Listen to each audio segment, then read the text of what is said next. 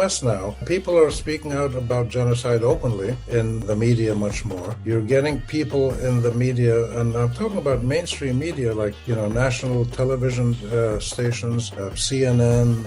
The host will be talking to one or two people who are pro-Israel or critical of Israel. And when the pro-Israel people start issuing their usual propagandist, rhetoric, for a century have successfully conditioned the American public to believe that Israel is great and right and moral and righteous, and the Palestinians are evil and violent and criminal and anti-Semitic. But the host will then stop the pro-Israeli speaker and say, look, stop giving me this Israeli propaganda. I want to talk about what's going on in Gaza or in Rafah. This is new. And the important thing is it's happening in almost all sectors of society, and it's happening at a faster and faster pace.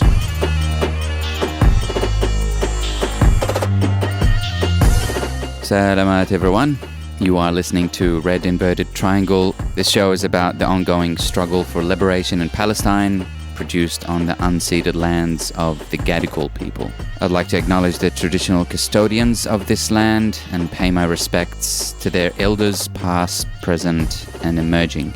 Like Palestine, Australia is the ground zero of a genocide that has been occurring for over 200 years and continues to this day. From the river to the sea, this always was and always will be Aboriginal land. My name is Ahmed. I am a Palestinian living on this stolen land, and I'll be your host. This podcast aims to provide the Palestinian story, Palestinian narrative. It's necessary because we live in a heavily indoctrinated society where, as Palestinians, being able to speak, to tell our stories and narrate is the ultimate form of resistance. That's right, resistance, hence the name of our show, Red Inverted Triangle. Each week, we'll be bringing you different segments, such as news updates from Palestine, Palestinian music, interviews with Palestinian figures or non-Palestinian figures talking about Palestine, and everything else related to Palestine. Thanks for tuning in, and long live the resistance.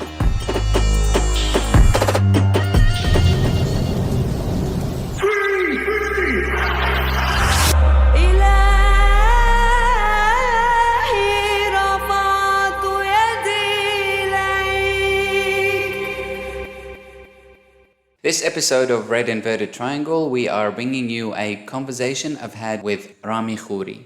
Rami Khouri is a Palestinian-American academic and journalist whose family resides in Beirut, Amman, and Nazareth. During his 50 years in journalism, he was managing editor of the Jordan Times and Daily Star Beirut newspapers, and contributed reporting and opinion pieces from the Middle East to the Financial Times, NPR, BBC Radio, and other outlets. He founded and managed the Issam Faris Institute for Public Policy and International Affairs, IFI, at the American University of Beirut. He has been a Harvard Nieman Journalism Fellow and a Senior Fellow at the Harvard Kennedy School and a Fellow of the Palestinian Academic Society for the Study of International Affairs in Arab East Jerusalem. He is currently a Distinguished Fellow at IFI, a Senior Fellow at the Arab Center, Washington, D.C., a regular contributor to Al Jazeera Online, and a member of the Just World Education Board. I hope you'll find my conversation with Rami useful and productive. We spoke about the recent recognition of the State of Palestine by the UK, France, and Australia, amongst other Western nations. We also spoke about the expansion of the Israeli aggression into bombing the Hamas delegation in the Qatari capital, Doha. Welcome, everyone. My name is Ahmed. I'm delighted to be in conversation once again with the one and only, the fantastic Rami Khouri. Welcome, Rami. Thank you, Ahmed. Glad to be with you again. Keep up your good work. My pleasure. Thank you so much. I want to delve quickly into the conversation. I know your time is limited. So recently we heard a number of countries in the Western realm planning to recognize Palestine at the UN. What does it mean for the Palestinians? How significant it is for the Palestinians that some of those major Western countries, like this country that I live in, Australia, France, the UK, what does it mean for them to intend to recognize the state of Palestine this month? Is it going to help, stopping the genocide and the likes? Well, it's a good thing in principle for states to recognize Palestine, but it's a symbolic move. And I fear that they do this more to assuage their own guilt about not doing anything about the genocide and not having recognized Palestine 2 or 3 or 4 decades ago when they should have, if they really are serious about it. So, I'd rather have them recognize Palestine than not recognize it, but I don't think it has any significant positive impact. And in fact, it could be a negative force in the sense that, in my view, it is an element in the new form of colonialism that these Western powers, especially the European ones, are perpetrating, in the sense that it looks like a good thing to recognize the Palestinian state, but in fact, it just covers up the fact that they do nothing about all the terrible things that have happened to the Palestinians by the Israelis and with American and often European support, not just in the last 2 years of the genocide, but in the last 40, 50 years in the Middle East. So it's a gesture that is largely hollow, but looks good. I'd still say rather have it than not have it, but I don't expect anything to come out of it. If they really are serious about recognizing Palestinian rights, they have to be more active in doing whatever they can, which is a lot, to stop the Israeli criminal and barbarian actions now that are taking place, not just in Gaza, but also increasingly in the West Bank and East Jerusalem. So let's hope that the Arab world and others react by pushing these countries to do more than just issue a paper acknowledgement that the Palestinians should have a state. I mean, the Palestinian right to a state is deeply anchored in dozens of UN resolutions, many of which these countries voted for. So that's not a big deal in itself. What we need now is serious action by Western powers to show that they genuinely mean what they say. When they say the Palestinians should have a state, it means the Israelis should be contained and constrained in their continued apartheid and occupation and now even genocidal policies. And there's a dozen things that they could do, or embargoes or sanctions, or doing the kinds of things that many of the West did against apartheid South Africa to stop it from living a normal life because it was acting in an abnormal criminal way against its enemies. In the South African case, it was the indigenous Black South Africans.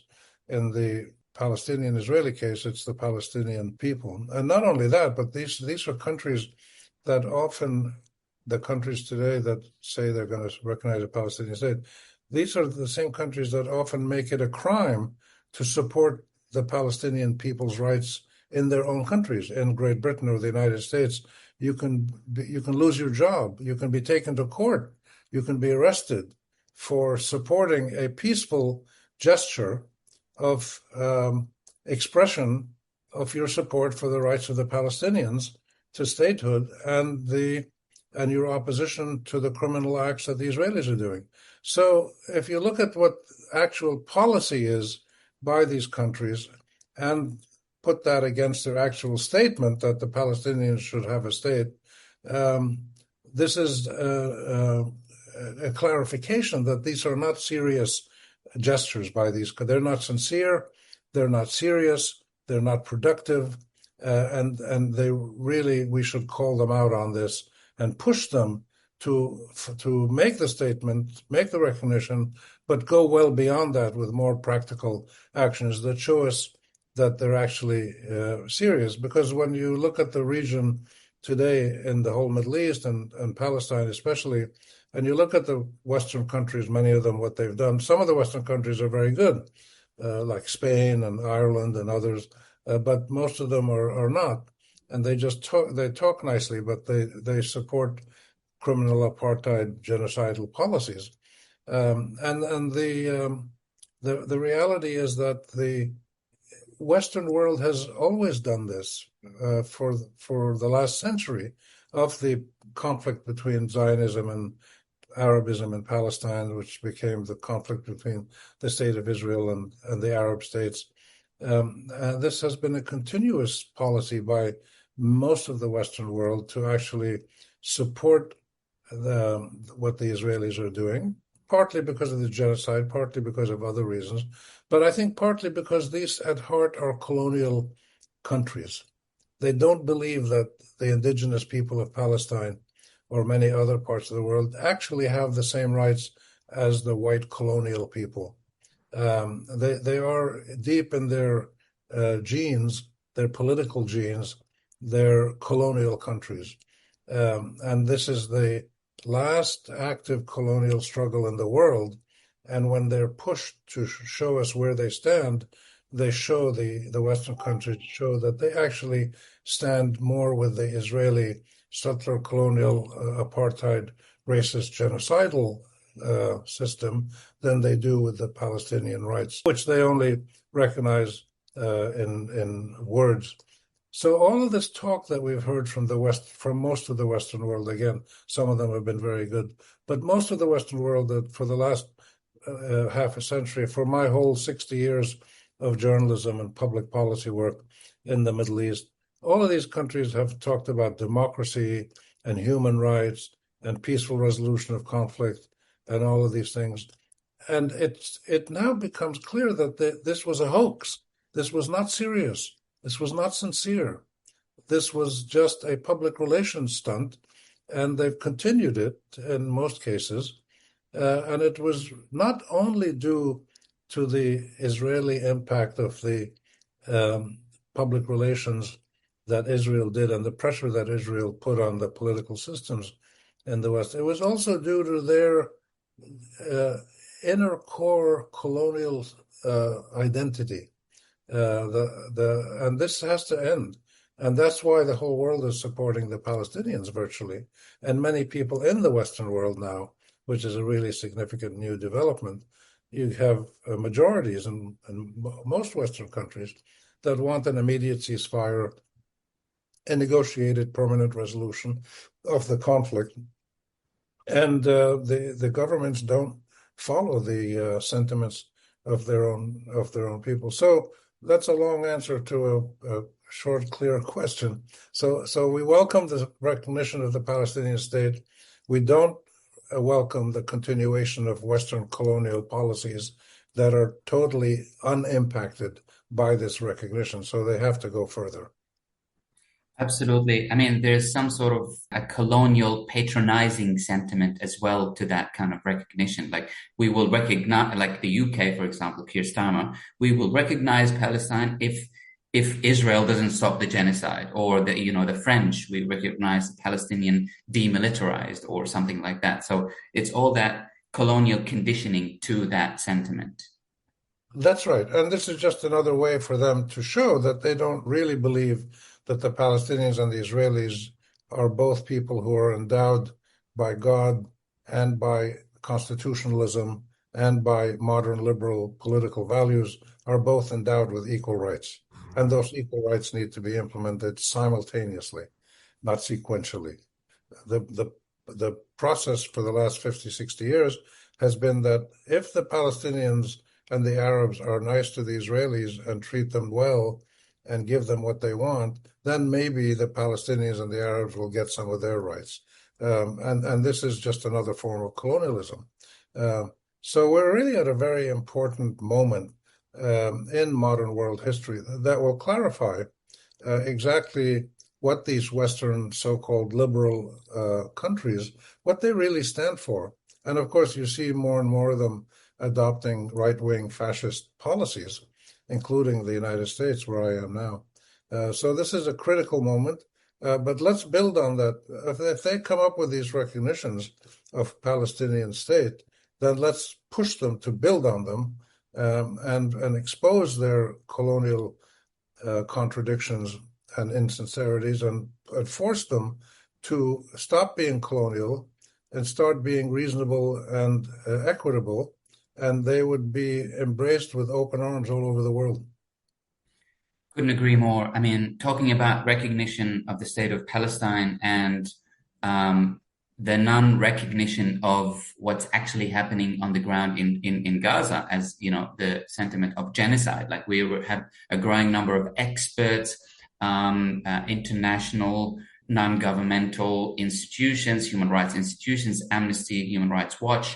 The UN recently came out with a report saying that Israel indeed is committing a genocide. We had this press conference with Chris Sidoti, who's an Australian as well.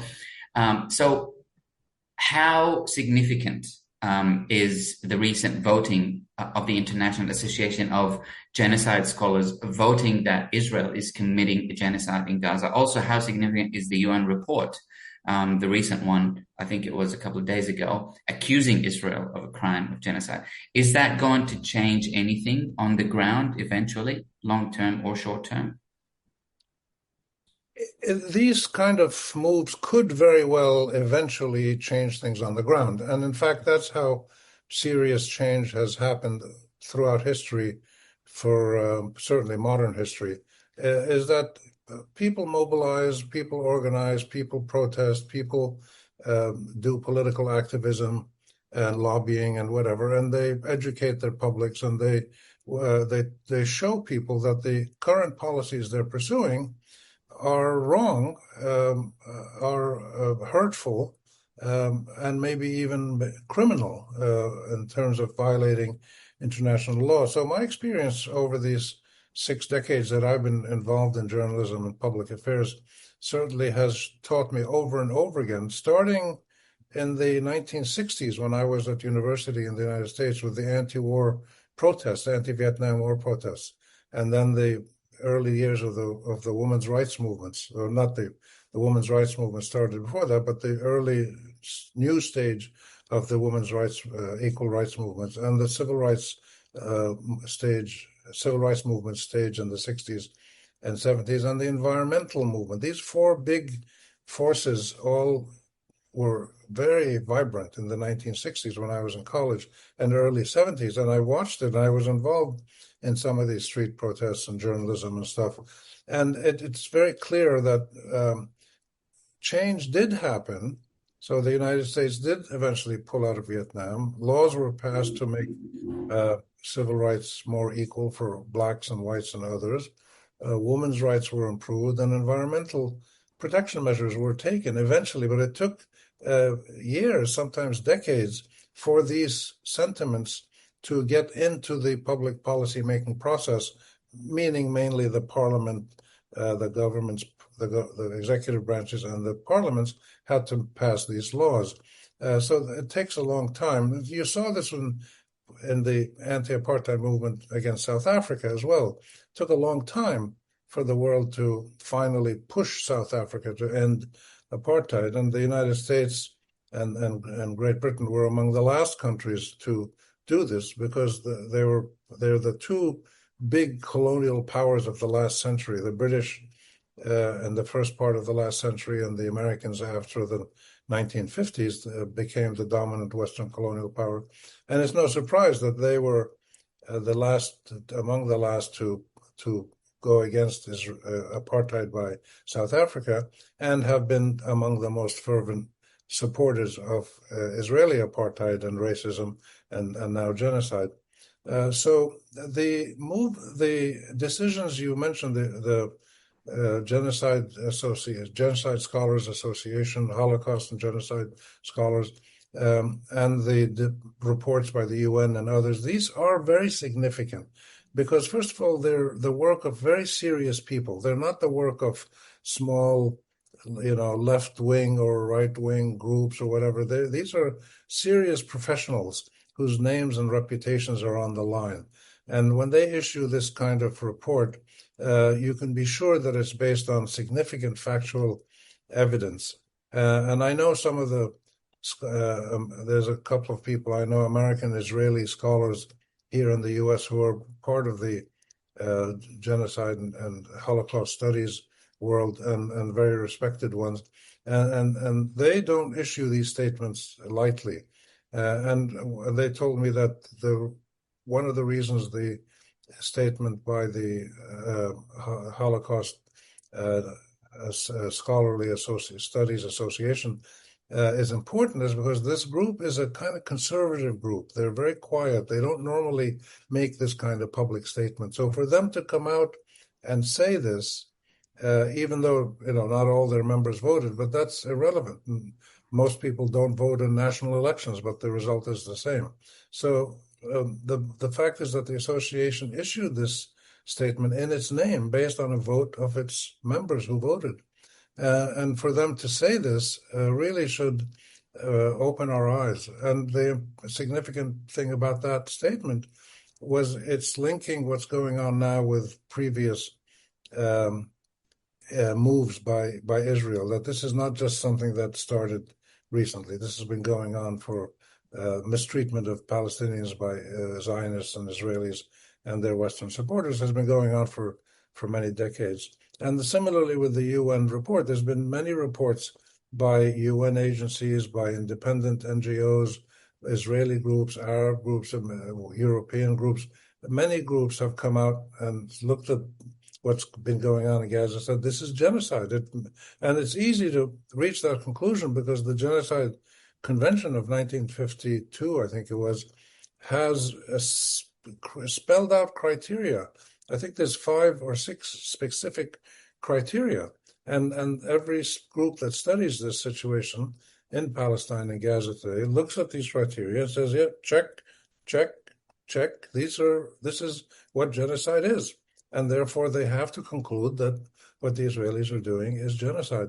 And this will have an impact more and more. The main area where this is having an impact up to now, I believe, has been among Jews around the world, especially in the United States and in parts of Europe.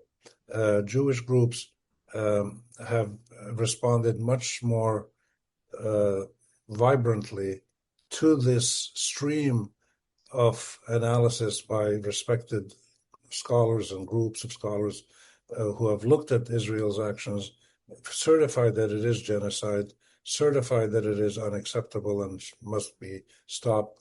And the Jews who do this are usually motivated by the fact that they are going to feel some of the backlash. As Jews in foreign countries, many people are going to say, well, look, this is what your people are doing. And the Jews who oppose Israel's policy are saying, yes, we're all Jews, but we're not all Zionist, militant, extremist, racist, apartheid-loving, genocidal militants, as the current Israeli government is. And this is a really significant development. And you're starting to see serious differences among Jewish populations, certainly in the United States, but also in other Western countries. You're also seeing this polarization in other critical groups, for instance, evangelical groups, some of the Republican groups, some of the MAGA supporters of Trump. In all of these groups, studies in the last month or two have shown that more and more people are breaking away from the former majority view amongst their members that Israel's not doing genocide and defending itself and we have to support them. And they're breaking away from that and basically saying, no, they are doing genocide and we can't accept this as Jews or as human beings or citizens of whatever country they're citizens of. So these are significant, but they're stops on the way to eventually getting policy changes from Western governments and ultimately from the United States and Israel, which are the two that count the most. The difficulty in this kind of situation is that the Israelis and the Americans don't care about these kind of statements or studies or conclusions, even by the most respected people. They don't care because colonialism isn't based on the acceptance of the views of all people. Colonialism is based on the idea that a small white minority has the total right to do whatever it wants, and there are dark-skinned people, people of color, and they have no rights, and we can kill them, we can put them in concentration camps, we can expel them, we can torture them, we can put them in prison, we can starve them to death as we're doing now. And this is one of the dilemmas, that the U.S. and Israeli governments don't care about these statements, whereas the majority of the people of the Western countries and more in Israel, and certainly among Jews around the world, they do care. So we will. This is a good thing to keep doing. People need to keep repeating. Yet this is genocide. These are new ways to kill babies. The number of ways in which the Israelis have killed babies is astounding, and somebody will eventually come out with a study. UNICEF has done several studies about children, but it's the killing of babies that to me is the most grotesque expression of Zionist and Israeli government genocidal atrocities and their inhumanity. And they keep finding new ways to kill babies. The newest is to starve them to death. They also burn them to death, and they shred them with these quadcopters, these drones that send out little like little knives, and babies are shredded. And you see pictures of them. They're all over social media. But now their starvation seems to be the newest method, and continually with the bombing that's going on, especially in Gaza City. Absolutely. I mean, we did interviews with doctors from Nasser Hospital as well, from Shahid al-Aqsa Hospital and Shifa. It's just devastating, the kind of weaponry that the IOF is using against those children and civilians. And we also in Australia have this witch hunt, new McCarthyism against all these people who are critical of Israel, critical of genocide, anti-genocide movement. And it's interesting, I always say it is actually anti-Semitic not to criticize Israel for what it's doing, talking about the Jewish community's reflection. This is a country that is speaking on behalf of the entire population of the Jewish people in the world, is committing a genocide. It's actually anti-Semitic not to criticize what they're doing, if you think of it that way. It's just, yeah. So, I mean, unfortunately, we see the Israeli society, journalists like Orly Noy the other day published in Plus 972, I think, platform, comparing what they're doing in Gaza to what the Nazis did during the Holocaust. And yet, in the Western media, we still can't even say the word genocide when it comes to Israel. I'm really keen to get your reflection on this. Well, this is changing slowly, but very slowly. It's another example of how policies change, not just the policies of governments, the policies of media, policies of universities, corporations, all of which are involved in the colonial structures that mistreat indigenous people and promote the apartheid and racist policies of the governing settler colonial minority. And this is starting to change. So in the U.S. now, people are speaking out about genocide openly in the media much more. You're getting people in the media, and I'm talking about mainstream media like, national television stations, CNN, people like that who the host of a TV show will be talking to one or two people who are pro or Israel or critical of Israel. And when the pro-Israel people start issuing their usual propagandist rhetoric and public relations terms, which for a century have successfully conditioned the American public to believe that Israel is great and right and moral and righteous, and the Palestinians are evil and violent and criminal and anti-Semitic. But the host will then stop the pro-Israeli speaker and say, look, stop giving me this Israeli propaganda. I want to talk about what's going on in Gaza or in Rafah or in whatever. This is new. And you get studies now of contentious issues like attacking a hospital or the killing of journalists. Now, American institutions, media institutions, serious major ones, are doing their own studies. They don't take the Israeli lies like they used to and pass them on. They do their own studies and they come out with reports that's saying, well, the Israelis did kill this person or did shoot these journalists or did attack this hospital with no evidence of Hamas role or anything there. So these are all important signs of the slow incremental change that has been happening. And the important thing is it's happening in almost all sectors of society, and it's happening at a faster and faster pace. Eventually it will, and this is part of what's leading to the change in public opinion, which you see in the polling evidence. And eventually this will impact political leaders. When the political class realizes that supporting Israel's genocidal policies will hurt their chances of being reelected in the US or England or Germany or wherever, when they make that realization, they will change their policies.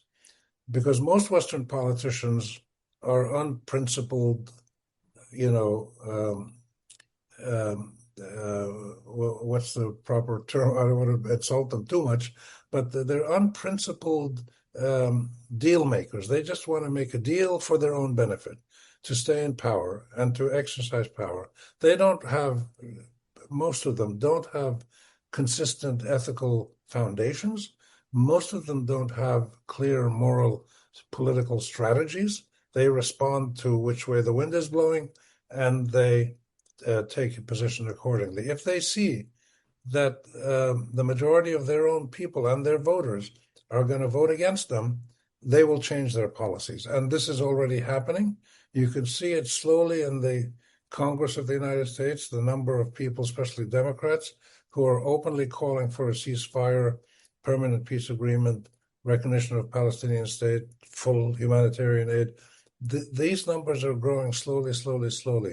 And that's the best we can hope for. They're not going to change overnight. We could only hope for that outcome very soon. I want to change gears a little bit. Now that the majority of the world is acknowledging that Israel is committing a genocide in Gaza, the genocide is in the background leaking into the West Bank. Israel is bombing southern Lebanon. Israel has been bombing Syria as well. Israel has recently bombed Iran, has recently bombed the flotilla in Tunisia, and recently with the bombing of Doha. It was a huge surprise to many in the Arab world and internationally as well. I mean, one can't help but wondering what's next. So what's your reflection on bombing the Hamas delegation in Doha, in Qatar, in a sovereign country, sovereign Arab country? Yeah. Yes, and in your list, you didn't mention Yemen. They've been bombing Yemen all nonstop, as have the Americans and the British too. So the situation around the Israeli, it was an Israeli-American attack. The Israelis planned it and did it, but the Americans knew about it and provided logistical, direct or indirect support, because the Americans control all that airspace. Not just out of the base in Qatar and the Udeid Air Base in Qatar, but in other areas as well. And the British, of course, from Cyprus and other places. The Americans have total knowledge of everything flying in the sky that has an engine in it. They absolutely knew what was going on, and they didn't alert the Qataris, and they didn't push the Israelis to stop it. So we have to speak of an American-assisted, American-enabled Israeli attack. I think the main consequence of this is going to be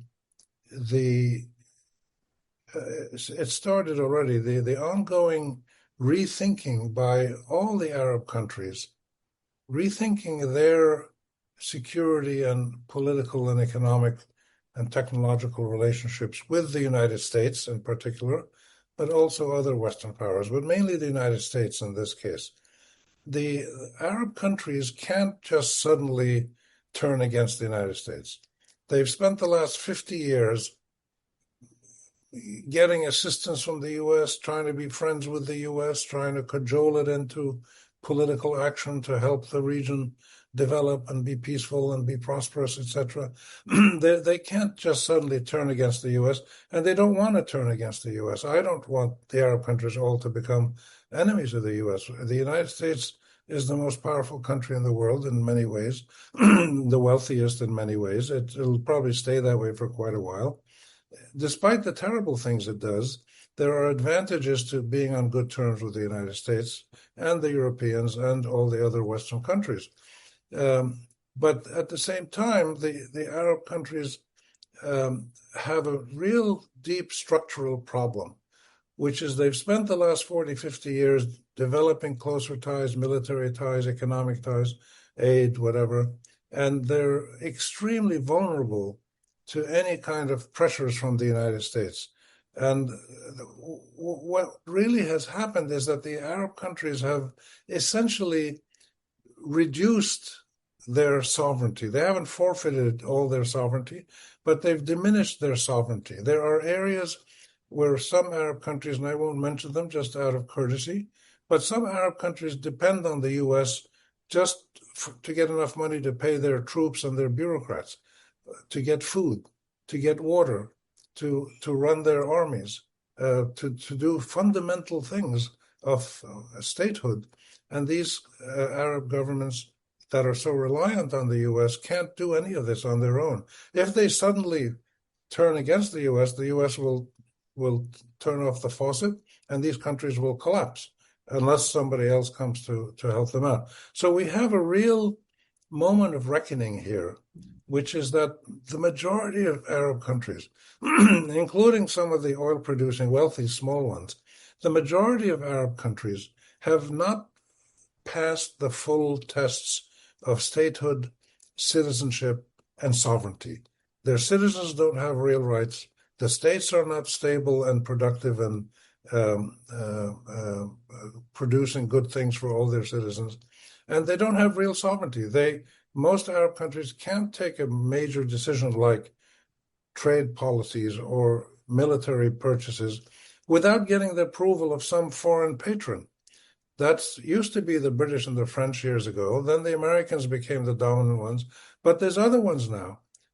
Turkey, Iran, Russia, China possibly in the future, maybe India one day. So already we see other foreign countries, and Israel to some extent has to approve certain things.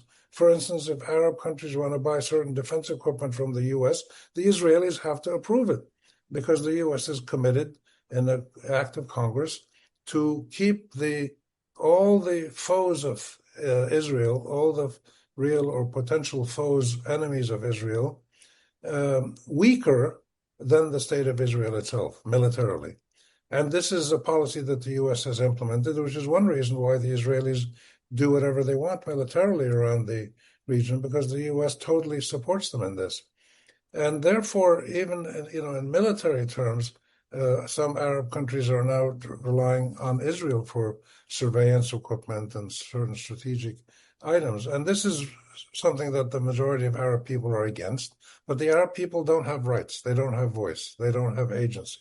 They don't have the ability to shape the policies of their own governments, which is one of the reasons why these governments have become so weak and vulnerable, because they rely on foreign support more than the convictions and support and validation of their own people. We don't have a single Arab country, not a single one, despite the fact that many Arab countries have done so many good things, and I have a lot of respect for many of them. But we don't have a single Arab country that has been validated by its own citizens, that they created the borders, they wrote the constitution, they shaped the policies, and they held the government and public sector and private sector, held them accountable. Not a single Arab country does this. And this is why we're in such terrible shape. So this is really a moment when the Arab world is totally shocked by what happened with the Israeli-American-supported attack on Qatar. The Arab world is shocked by this, but can't do anything about it. And that's why when they met with the Islamic countries and had a summit, they came up with some statements that were fascinating, but pretty meaningless because they had no real action behind them. And this is a very difficult moment for the Arab countries because it shows their total helplessness in front of the two main threats that they face, which are the United States and Israel. And these two threats are the ones that are named regularly in public opinion polls across the whole Arab world. When Arab people are asked, who do you see as your main security threats? Always Israel and the US are the first ones that ordinary citizens name. Others are named like Iran, like Russia, like others, but it's Israel and the US that are seen as the big threats by Arab people. And of course, the governments of the Arab countries more or less ignore their own people, and that's why we have this terrible situation. So how this plays itself out, we don't know. Arab countries are certainly starting a process of expanding their strategic links with other people around the world. Obviously, the Europeans a bit, the Russians, the Chinese, the Indians, Iranians, Turks, others, they're expanding their strategic links so they have less vulnerability to their disproportionate relations with and reliance on the United States. This is a slow process. It takes decades for these kinds of things to happen, but it's starting to happen now. Thank you so much for that really, really precious insight. I do have many questions. The more you talk, the more questions that pop up my head, but I'll just maybe leave it for another setting. But really, Rami, I really am very grateful for your interview today. Thank you so much for your conversation. Thank you, Ahmed. Thanks for having me, and thanks for all the good work you do, and keep it up. My pleasure.